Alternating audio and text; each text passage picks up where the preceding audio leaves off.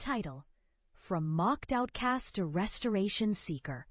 My Journey of Turning Silence into Life. I still remember the day my family looked at me like I was crazy.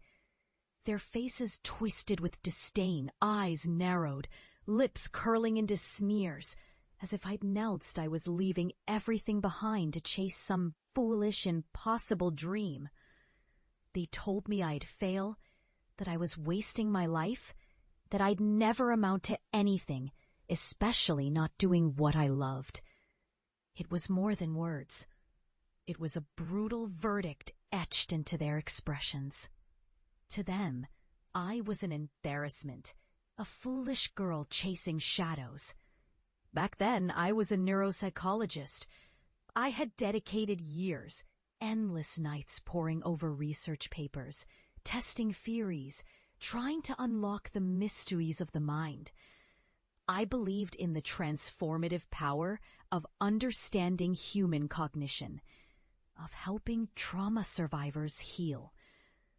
But my breakthrough research was dismissed as pseudoscience, ridiculed by colleagues, ridiculed by my own family. The day my work was publicly discredited felt like the ground had shifted beneath my feet. I was cast out of academia, labeled a fraud, a delusional dreamer. They whispered behind my back, told everyone I was a misguided fool. My own family's humiliation was the worst. My mother's voice cracking, telling me I was wasting my talent. My father shaking his head in disbelief. For a moment, I wondered if they were right. Maybe I was chasing a ghost. But beneath the hurt, a spark refused to die. Instead of retreating into despair, I doubled down on my conviction that there was more to healing than what the textbooks claimed. I immersed myself in sound therapy, an unorthodox, often scorned approach dismissed as not real science.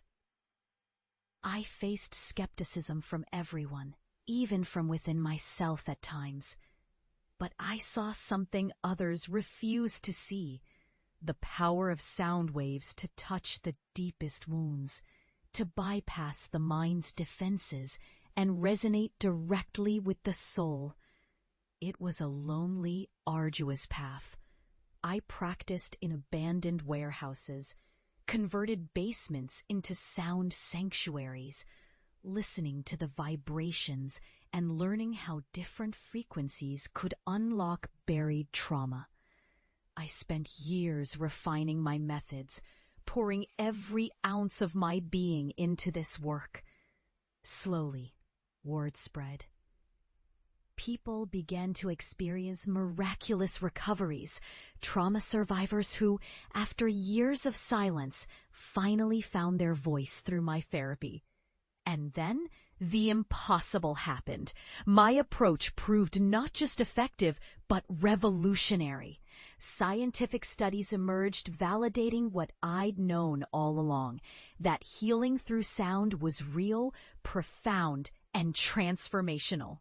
Documentaries featured my work.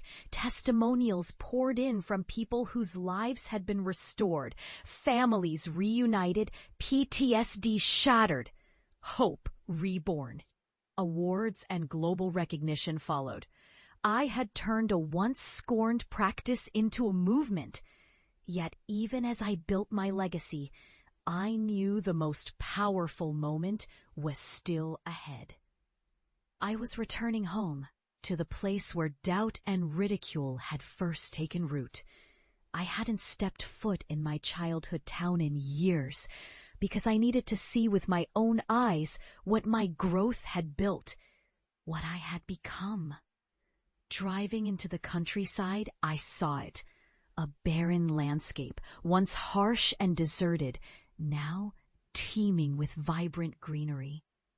Fields of wildflowers stretched to the horizon. Small streams gurgled through lush meadows. Nature had begun to reclaim the land I had once believed was lost forever. a metaphor for my own journey. When I finally approached my family's house, I felt that familiar sting of vulnerability. I was no longer the shy girl with a dream. I was a woman who had defied all odds. My success was undeniable, but the real test was in their eyes. Could these see past their prejudices? Could they admit that I had proven them wrong? They were gathered in the front yard, faces a mixture of curiosity and skepticism. I stepped out of my car, taking a deep breath. The air was thick with the scent of blooming life, a sharp contrast to the memories of dismissal and doubt. I walked towards them, and then I did something they least expected. I activated my portable sound device, a simple yet powerful instrument I had refined over the years. I pressed play, and gentle waves of healing frequencies flowed through the air, wrapping around us in a shimmering embrace. It was a moment in full circle, me, the broken skeptic turned healer, using sound to breathe life back into the earth, back into my own spirit. The family watched in stunned silence as the landscape around us shivered with vitality. I saw their eyes widen, eyes that once mocked, now witnessing firsthand what I had become. The land flourished because of the unseen vibrations I infused into it. I watched their faces as the truth dawned. This was my gift, my purpose, and my redemption. My mother's hand trembled as she reached out to touch a nearby blossom, her eyes glossy with unshed tears. My father finally spoke, voice husky. How did you do it? The question hung in the air, a silent acknowledgement of their long-standing disbelief. I turned to face them fully, my voice steady but filled with emotion. I did it because I refused to give up on what I knew was possible. I was mocked, dismissed, cast aside, but I knew that healing isn't just found in textbooks. It's in vibrations, in sound, in energy. I poured my heart into this work, and today I'm here to show you that even the most scorned ideas can grow into something beautiful. The silence that followed was thick with understanding. I looked at their faces, and I saw the weight of their judgments lift. I saw regret, perhaps, or maybe just awe. But mostly, I saw the recognition that I had become everything they said I couldn't. As I turned off the device, silence gave way to a gentle applause, my family finally seeing the truth. Their doubts, their ridiculing, all now a distant echo in the face of what I had achieved. I stepped back into my car and looked once more at the thriving land I had helped restore. In that moment, I realized that the greatest victory wasn't just the land's revival, it was theirs.